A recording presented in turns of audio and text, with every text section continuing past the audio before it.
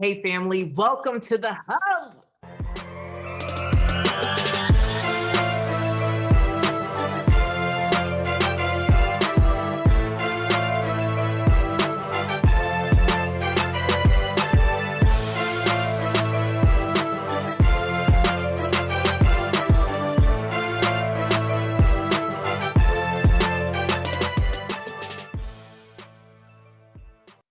All right, y'all, what's up? It has officially been 1 year since we started this amazing podcast, The Coach Cash Show. Yes. Oh my gosh. Tomorrow will come, but girl, I can't wait. It's our anniversary. What? It's our anniversary. I want to give a special shout out to my producer, Donica, which without her, this podcast just wouldn't exist. You know what I'm saying? So, Donica, thank you for keeping me in line, keeping me straight, keeping me on time, keeping me up to date. You are absolutely amazing. And I just give thanks for you. And of course, last but not least, Karen Hunter. Oh my gosh, Karen, you're the reason why this podcast even started. You know, I second guessed, I hemmed, I hawed.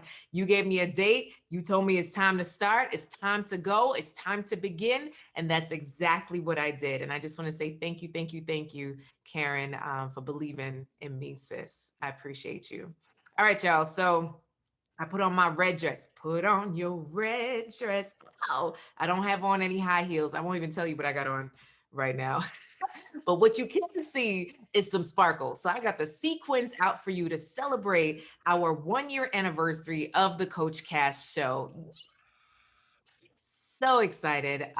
We have had over 5,000 downloads since we began. We began in the midst of a pandemic, of a crazy time. And I just want to say thank you to all of you that send in emails of how much this podcast is impacting you, and those of you who tweet us and Instagram us and all that stuff. I just want to say thank you. Thank you for sharing that you're listening, that you're loving, and that you're getting the gems that we're dropping, that I'm dropping. So, and I also want to thank all of my guests that have taken the time out in the last year to share their story here. And I hope that their story has inspired you to do more when it comes to love. So no matter where you are in your love journey, whether you're absolutely thinking about it, you're in the midst of it, or you're thriving in it, I pray that this podcast has helped you in some way.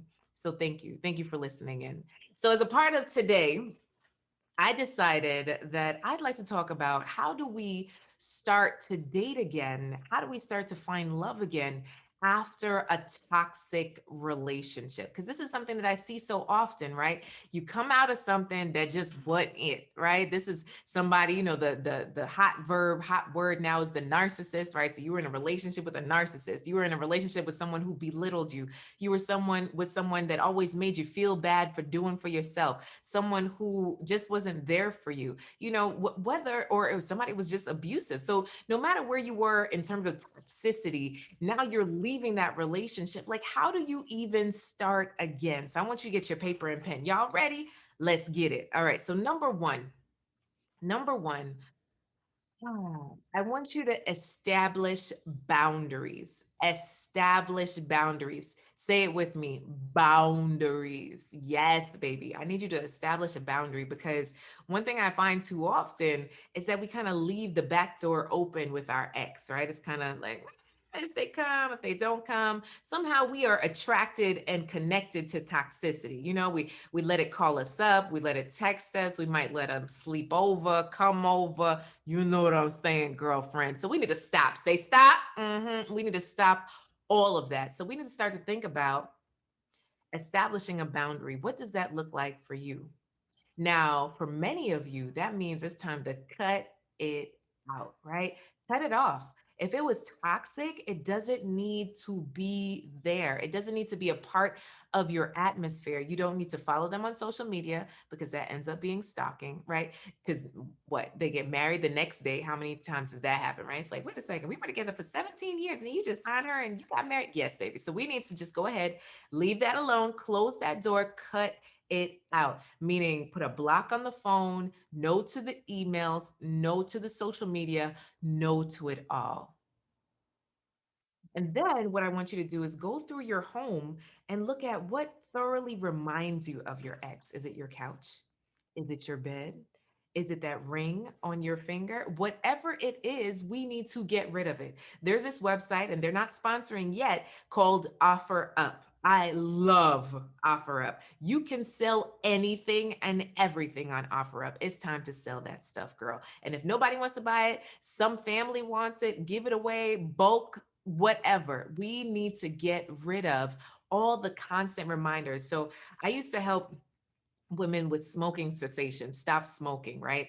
And one of the things that we had to look at were what were the triggers that made them smoke in their routine, right? So if there's a certain coffee mug, right? If there's a certain pen that they use, if there's a certain place that they sit, they had to mix up their routine and get rid of some of the physical triggers to start to overcome that addiction. Are you addicted? Are you addicted to your last relationship? Are you addicted to that toxic feeling? Are you addicted to that roller coaster, baby? It's time to come off that high. There can be a new kind of high, but not an addiction, right? We want to establish healthy boundaries for our lives. And then it's also understanding what do you need to set up in place to get to know yourself again. So, one, establish boundaries, right? Establish boundaries with your ex. No longer are we friends. No, we can't be. We can't be friends. I'm gonna stick to my day job. Don't worry. So, so we can't be friends. Let that thing go. And some of you might say, but what if I have kids? Then there's boundaries around that. There's apps for it now, right? To communicate with your ex. There can be certain places that you communicate. You could drop the kids off at a mutual point instead of them coming over to your house, which ends up them coming in and other things happening, right? So you have to know what your strengths and weaknesses are, right? So get your support system involved if there are kids involved that you need to still communicate with this person, right? If it's absolutely toxic for you have to establish your boundaries early. And if you're late, we still need you to establish them. Okay. So start writing out what are those boundaries now with your ex. So I need you to build like a little wall. Do, do, do, do, do, do, do. Let's build that wall. Okay. All right. Number two is get to know yourself again. What happens too often from what I find, y'all, is that you get lost. You get lost in what they think of you, right? Their approval, what they had to say, well, maybe their bank account, maybe their paycheck. So you yourself, your self-esteem might be at the ultimate low. Will I ever love again? You know, I just hit 45. I just hit 50. I just hit 25. Shoot, wherever you are in the scheme of things, I want you to start to think about, well, who am I? Who do you love? Myself, right? So, how do you start to love yourself again? What are you doing for you? That self care. And I also want you to look at, well, what made you choose that person in the first place? Right? Has this been a pattern?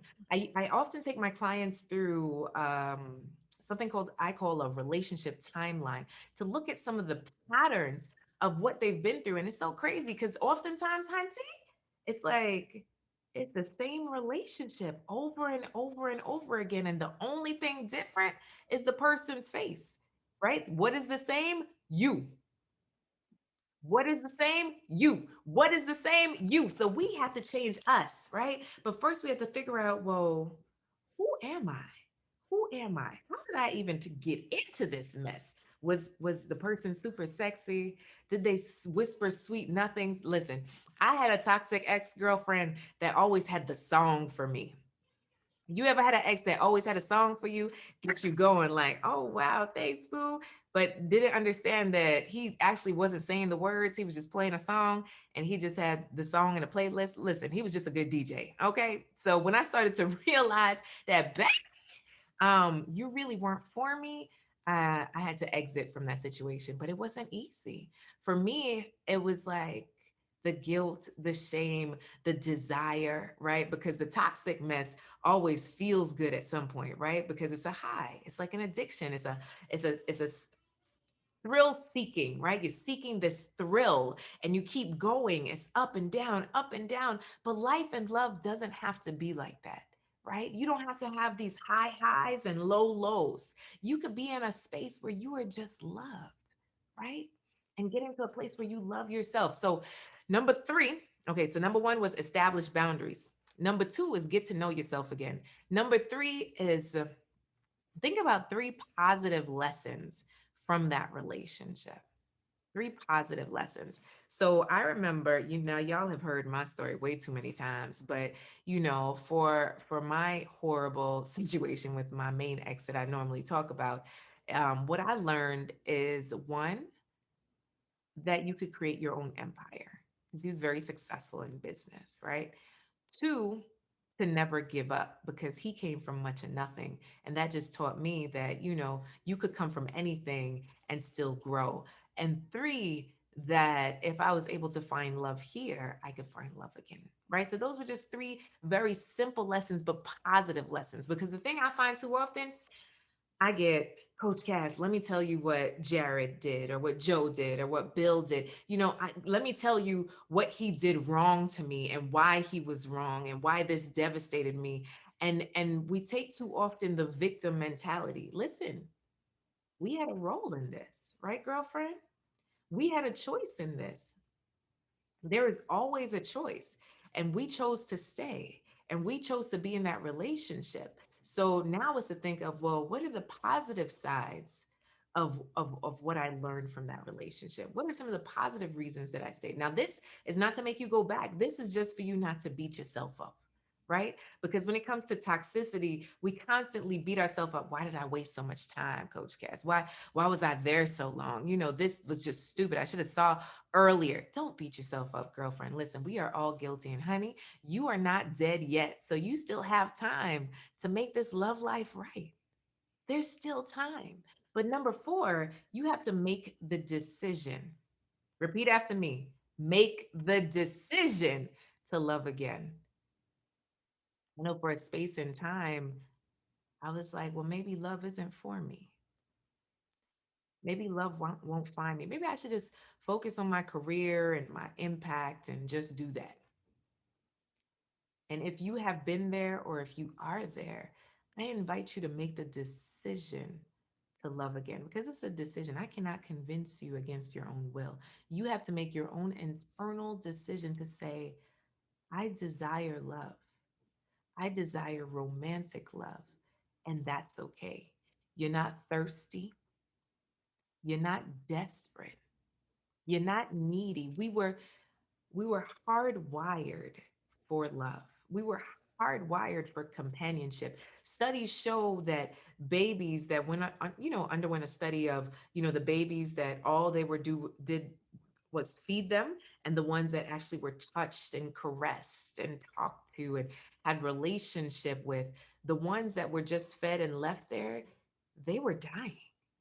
And the ones that got the touch and the compassion and the conversation and the coos, those are the ones that were thriving in their health. So it has a direct correlation, right? Just to feel the love, to love again. I invite you to make the decision that yes, I can love again. And some of you, you're like, well, I don't believe it, Coach Cass, but I need you to start number five, to find your tribe. You got to find your tribe, boo. You don't have to do this by yourself. I understand that you're watching your Netflix, you're listening to your old R&B songs, and all of that is well and good, but sometimes it puts you in a sunken place. I don't have my teacup and my little stirring spoon, but I do not want you to be in a sunken space. So sometimes you have to surround yourself with the right community. You have to build a community of love or join a community of love that's already in existence to be able to lift you up when you're down and celebrate you when you're up and come alongside you when you're just in a good space, right? Join a community of love. You got to find your tribe. So number one, I want you to establish boundaries with your ex and with yourself. Where will you not go? And I'll tell you, for me, I had a girlfriend, I won't say what name of the show is, recommend a show on Netflix, right?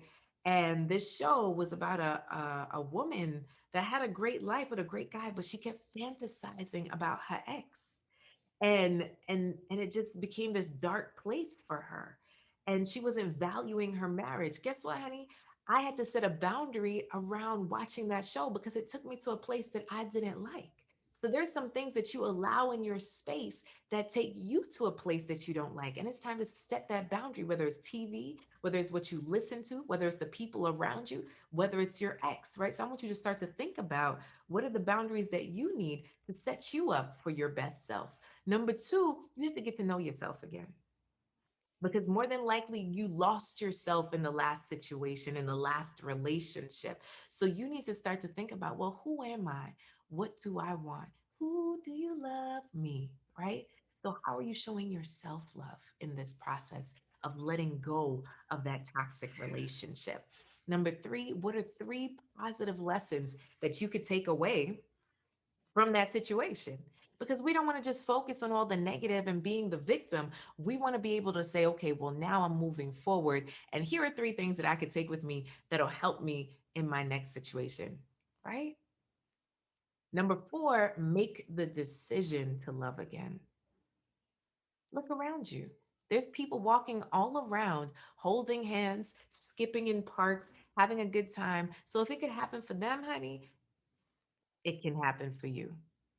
But you have to make the decision to do so. Don't have your girlfriends try and convince you or your guy friends try to convince you. No, no, no. Have that internal talk. Like, it's okay to desire love. I'm still a whole person, but it would be good to have a whole person next to me to do life with, period. Right? It's a natural inclination, and that's okay. And number five, find your tribe. Find your tribe, period. You don't have to do this love thing alone. Listen, I haven't done love alone in a very long time. And I tell you, I'm in a better place because of it. And that's really why I started the Real Love Network. So if you're somebody that's like, listen, I need support, I need that tribe, I want folks that I could be vulnerable with, that I can definitely take the time out to say, yes, I want love. And you hear it from them too. Wrong with this? Hey, listen, you could go to iamawantedwoman.com. Iamawantedwoman.com to apply now. Okay. We'll be opening the doors again soon. Join our waiting list, but it's a beautiful place where we support you in your love journey. Listen to me, y'all. Make sure that you subscribe to this podcast, leave us 5 stars. Let me know that this podcast has made an impact in your life. Send me a DM at Inspire Many on the gram. And in the meantime, keep loving, keep laughing, keep living. Happy anniversary, beautiful.